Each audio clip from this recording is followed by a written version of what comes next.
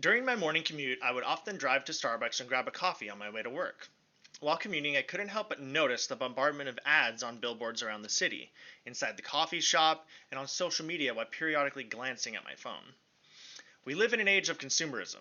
Digital marketing experts estimate that most Americans are exposed to around 4,000 to 10,000 advertisements a day. These ads are paid for by the product's company to just do just one thing: elicit sales from their targeted audience, us. Now, you may not even realize that this is occurring due to their clever use of fallacies we find within each ad.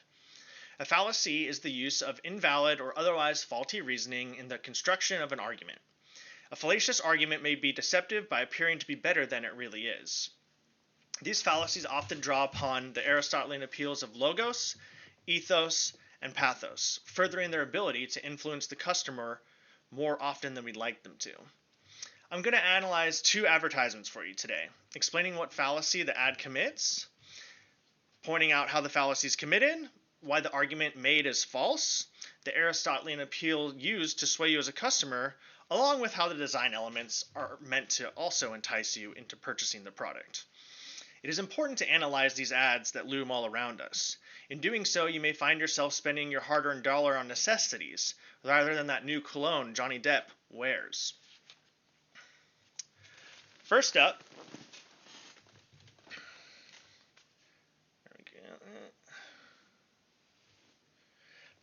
we have a Dior perfume ad that commits the testimonial fallacy. A testimonial fallacy is committed when someone who is famous or respected is inserted into an ad as some sort of endorsement prop. The person usually lacks specialty in the area they're advertising and is often paid to associate themselves with the product. The Aristotelian appeal of ethos is often used in these testimonial ads.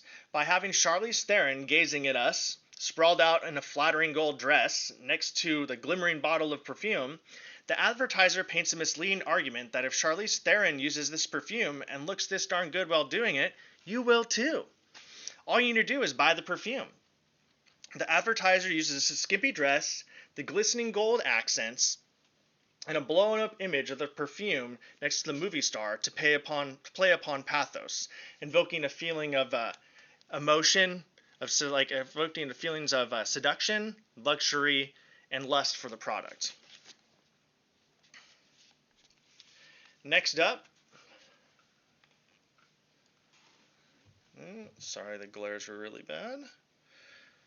Next up, we have an ad for Talbot's Women Apparel.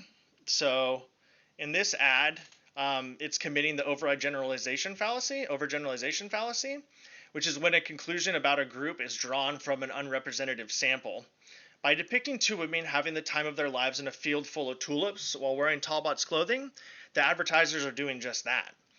The argument and the Talbot argument is false. Not a single person shopping for Talbots is magically transported to a field full of flowers with their best friend having the time of their lives.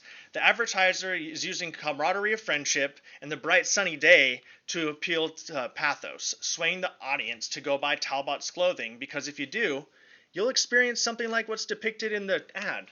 Oh dear. As we can see upon analysis, the thousands of ads you see a day are cleverly meant to appeal to our emotions, logic, and character. When we take a moment to dissect these advertisements, we uncover that they often commit logical fallacies to push their product. By becoming informed on how these fallacies are committed and the Aristotelian appeals they play upon, we can make more rational decisions about what we're spending our hard-earned dollar on.